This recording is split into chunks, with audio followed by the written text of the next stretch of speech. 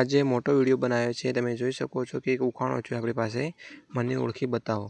તો એવું કયું ફળ છે જે મીઠું હોવા છતાં બજારમાં વેચાતું નથી? તો તમને વિચારવામાં થોડો સમય આપીએ અને પછી એનો જવાબ તમને કહીએ. તો ચાલો સ્ટાર્ટ કરીએ. તમને ખબર હોય તો પહેલાં તમે કોમેન્ટ કરી લો, પછી આપણે જવાબ જોઈએ.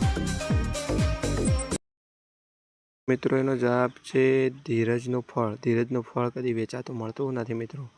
તો આ જવાબ તમને ખબર હતી તો તમે કોમેન્ટની અંદર જણાવજો, અને તમને નથી ખબર તો પણ કોમેન્ટની અંદર જણાવજો. ચાલો હું તમને એક બીજો પ્રશ્ન પૂછું, એટલે કે ઉખાણો પૂછું, તો એનો જવાબ પણ તમને કહેજો. ચલો ફરીથી સ્ટાર્ટ કરીએ.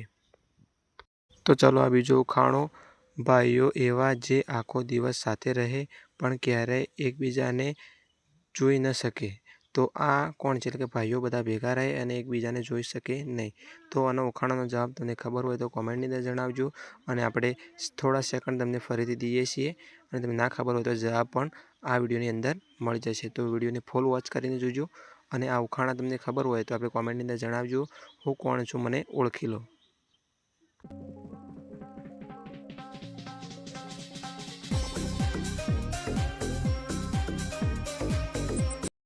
તો મિત્રો, આનો જવાબ છે આંખ. આંખ. તમને આ જવાબ તમને ખબર હોત તો તમે મને કોમેન્ટ કરીને જણાવજો કે મને ખબર હતી, અને ના ખબર હોત તો તમે કોમેન્ટની અંદર જણાવજો. અને આ ઉખાણો બહુ સરસ છે, અને તમને ગમે તો અમારી ચેનલને સબસ્ક્રાઈબ કરી લેજો. જય માતાજી. ચાલો એક બીજો પ્રશ્ન તમને પૂછી લઈએ, એટલે કે ઉખાણો પૂછી લઈએ, તો ફરી આપણે ઉખાણા તરફ ચાલુ રાખીએ. આ રહ્યો મિત્રો ત્રીજો ઉખાણો. તમે જોઈ શકો છો. આવા વિડીયો જોવા ગમતા હોય તો અમારી ચેનલને સપોર્ટ કરજો. અને આપણે ઉખાણો કહીએ. એવું શું છે જે જેટલું ખેંચો એટલું જ નાનું થતું જાય છે? તો આ ઉખાણો છે. તો તમને થોડો સમય આપીએ.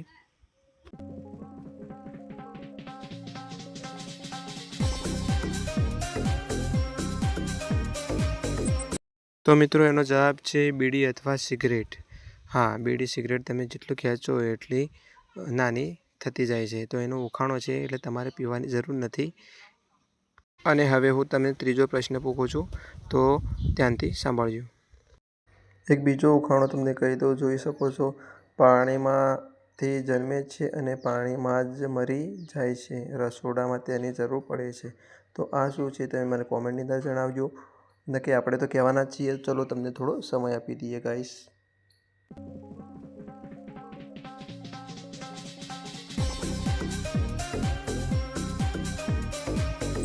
મિત્રો, તમે જોઈ શકો છો કે એનો જવાબ છે મીઠું. તો તમને ખબર હોય તો કોમેન્ટની અંદર જણાવજો. અને એનો જ ખાસ જવાબ છે મીઠું. મીઠું પાણીમાં ઓગળી જાય છે.